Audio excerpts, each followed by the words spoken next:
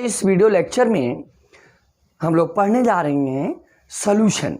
Billion क्या होता है, आइए देखते हैं इस solution.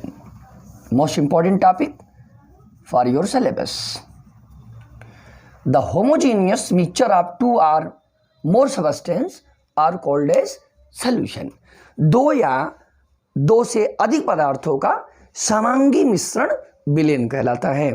The homogeneous mixture of two or more substance are called as solution.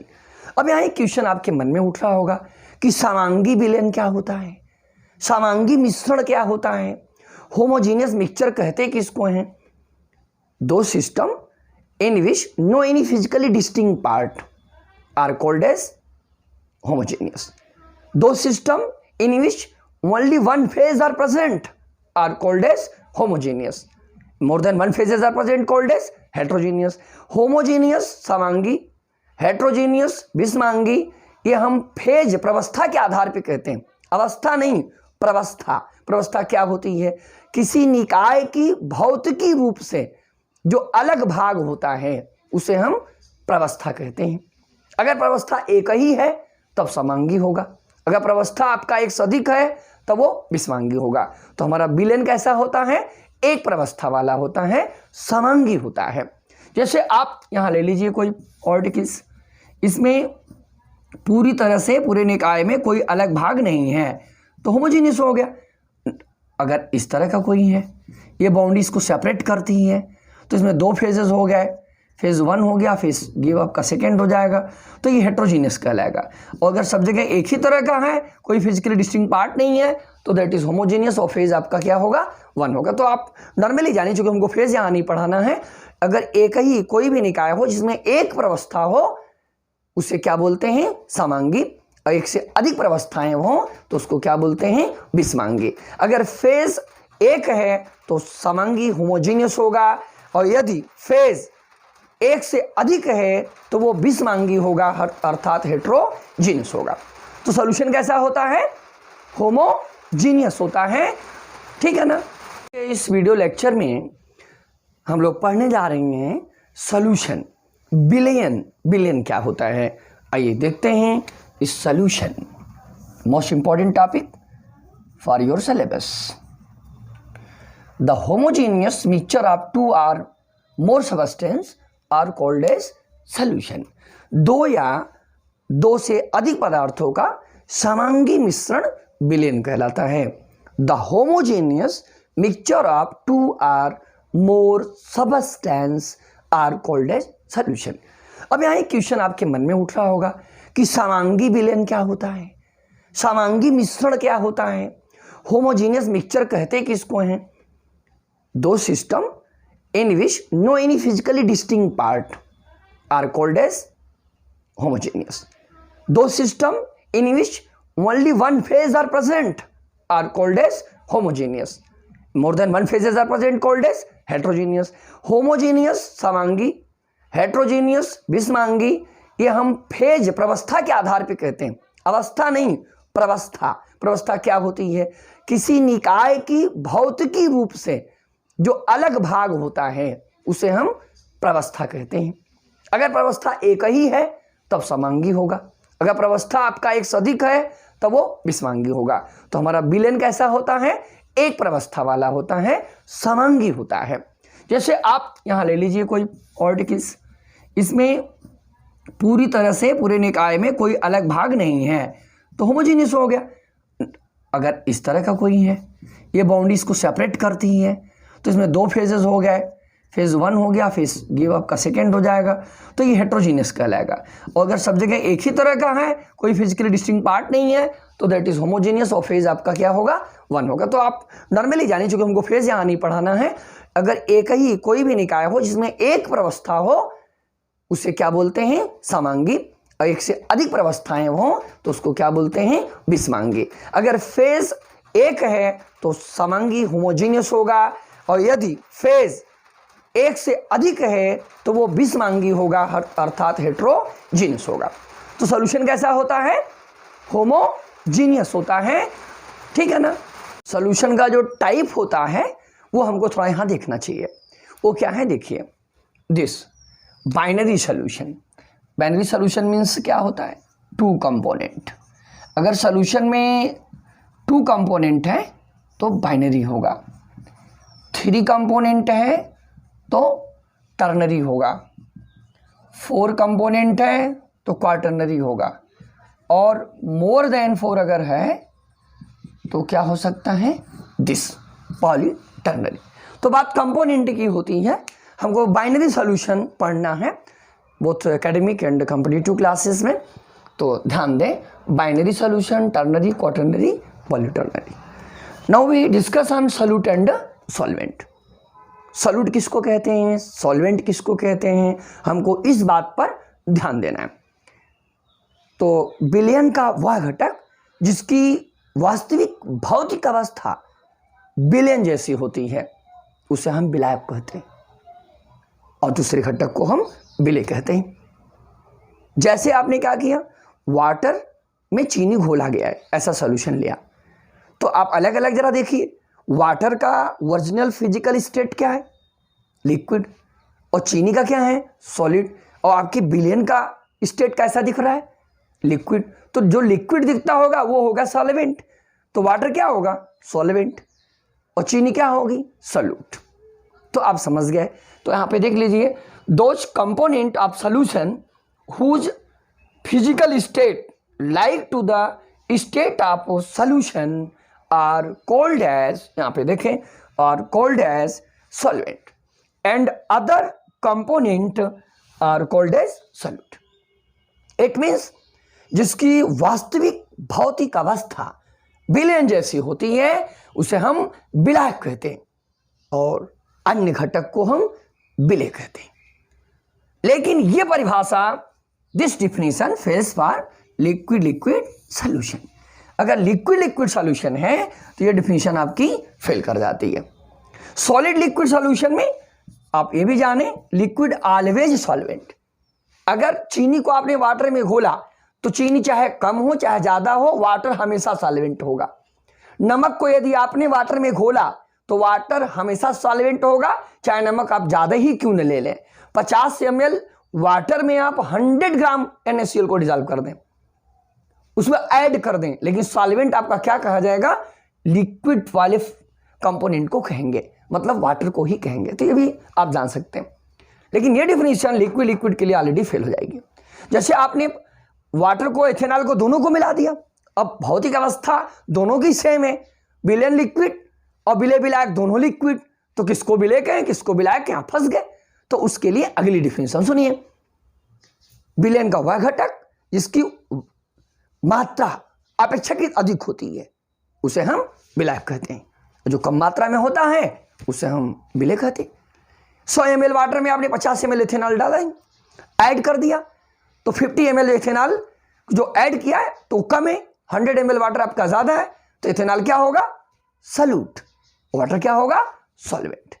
तो आप कह सकते हैं कि विलयन का वह घटक जो अपेक्षाकृत अधिक मात्रा में उपस्थित होता है विलायक कहलाता है, और जो कम मात्रा में उपस्थित होता है उसे हम क्या कहते हैं, विलेय कहते हैं। आइए देखिए ये definition, those component which present in greater amount are called as solvent and other component known as solute. But this definition fails for solid liquid solution। जैसा कि मैंने अभी कहा कि सॉलिड लिक्विड के सॉल्यूशन में लिक्विड ऑलवेज सॉल्वेंट होता है, तो नीचे वाला ऊपर वालों के लिए लागू नहीं होता है और ऊपर वाला नीचे वाले के लिए लागू नहीं होता है। वैसे भी बात सही है, ऊपर वाले का नियम नीचे वाले पे लागू नहीं होता है और नीचे वाले का नियम ऊपर वाले पे लागू नहीं होता है। तो एज इंटरेस्ट आप जान लीजिए, ऊपर नीचे जो लिखा हुआ है अलग अलग तरह का डिफिनीशन है।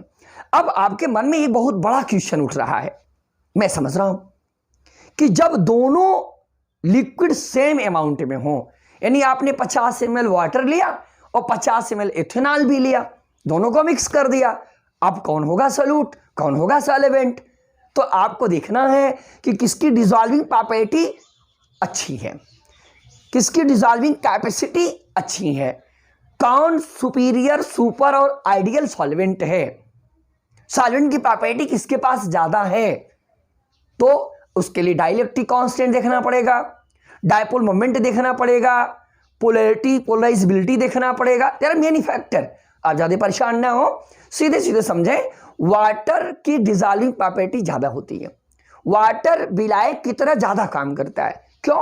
क्योंकि इसका डाइलेक्ट्रिक कांस्टेंट वैद्युत द्विध्रुवीय स्थिरांक और उसका द्विध्रुव आघूर्ण ज्यादा होता है और इथेनॉल का कम होता है। तो अगर 50 ml वाटर में 50 ml इथेनॉल को मिलाएं, कंफ्यूज हो जाएंगे आप कि दोनों समान मात्रा में, तो तीसरी डिफिनेशन कहां से पैदा हो गई? तो तीसरी डिफिनेशन पैदा नहीं होगी, ऑलरेडी होता ही है। तो वाटर बेस्ट डिसॉल्विंग प्रॉपर्टी का कंपोनेंट है और उसको क्या माना जाएगा? सॉल्वेंट। तो वाटर सॉल्वेंट होगा, इथेनॉल आपका क्या होगा? सॉल्यूट होगा। तो आप समझ गए कि जब दोनों सेम अमाउंट में हो तो हम कुछ फिजिकल कांस्टेंट्स होते हैं, उसके आधार पे हम बोल सकते हैं कौन सॉल्यूट होगा और कौन सॉल्वेंट होगा। ये देखें, वाटर का डाइपोल मोमेंट एथेनॉल से अधिक होता है, इसलिए ये आपका सॉल्वेंट होगा और ये आपका सॉल्यूट होगा। लेकिन कब? जब दोनों का अमाउंट 50-50 ml होगा, तब सेम होगा। तब अगर एक एक्सेस है तब नहीं, तो जो ज्यादा है वही होगा सॉल्वेंट और जो कम है वही होगा solute. Okay, that's all right. इस लेक्चर में हम लोग पढ़ने जा रहे हैं saturated, unsaturated and super saturated solution. तो ध्यान दें, हिंदी में कहते हैं आप लोग संतृप्त विलयन, असंतृप्त विलयन और अति संतृप्त विलयन क्या होता है।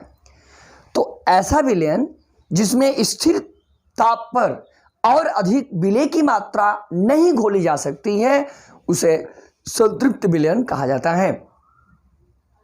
और ऐसा विलयन जिसमें स्थिर ताप पर और अधिक विलय की मात्रा घोली जा सकती है, उसे असंतृप्त विलयन कहा जाता है।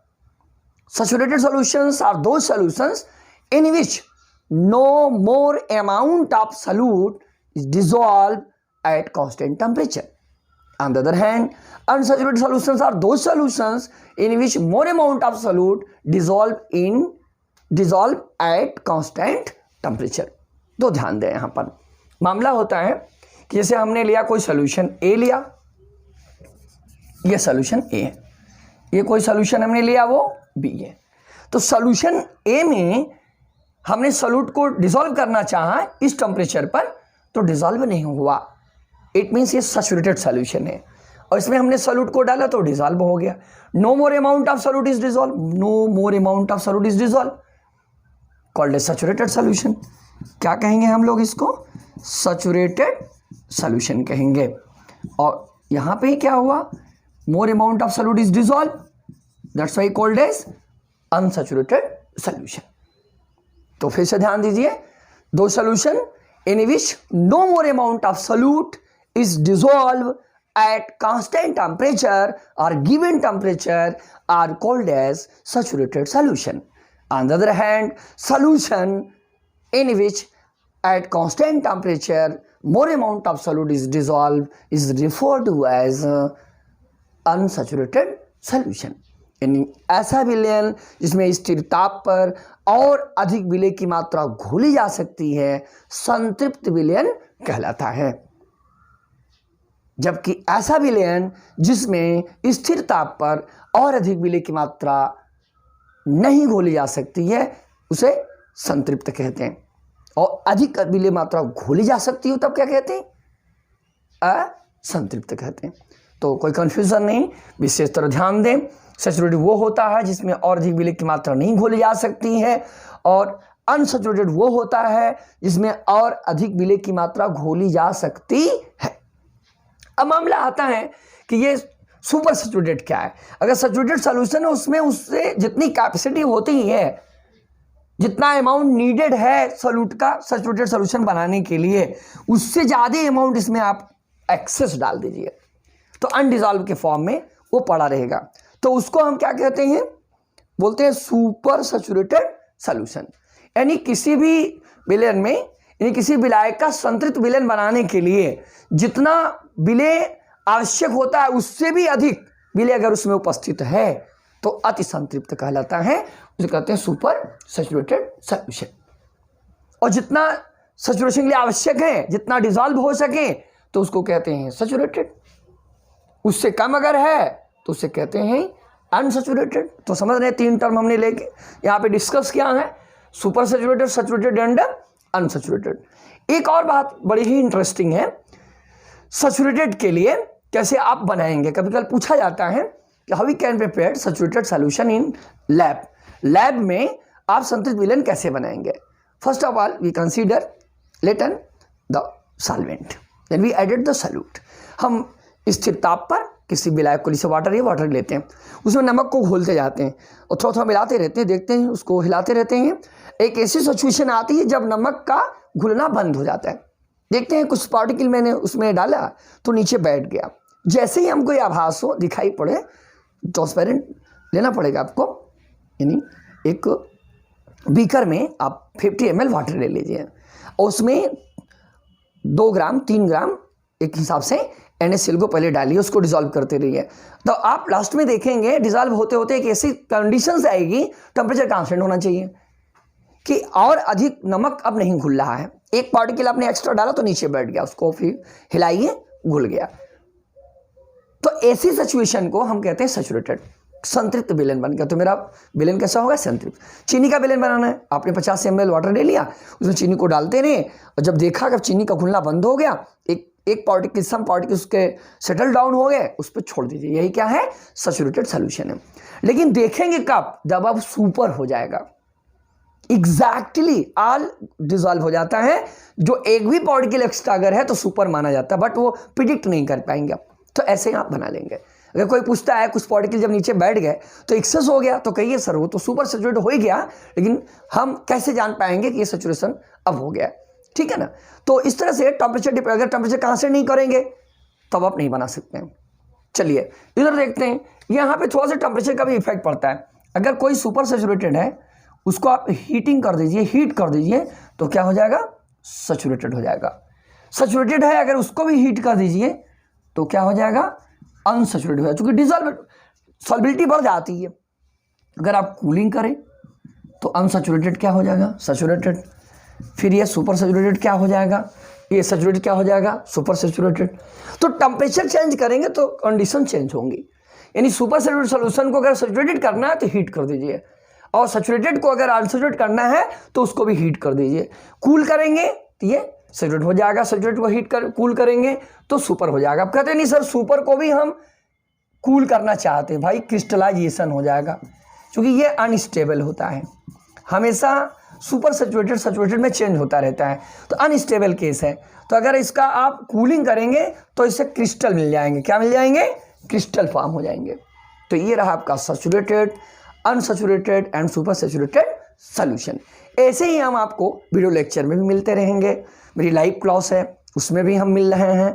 तो लॉकडाउन के समय में आप घर पे सुरक्षित रहते हुए आराम से अपने इस सॉल्यूशन नामक टॉपिक का, चैप्टर का पार्ट वाइज वीडियो आसानी से आप देखते रहिए, पढ़ते रहिए, अपने आप को तैयार करिए। आप जाके कमेंट बॉक्स में कमेंट भी करिए, पूछिए, कोई भी चीज़ पूछना है आप मैसेज कर सकते हैं हमको। Okay, that's all right. Now in next video lecture.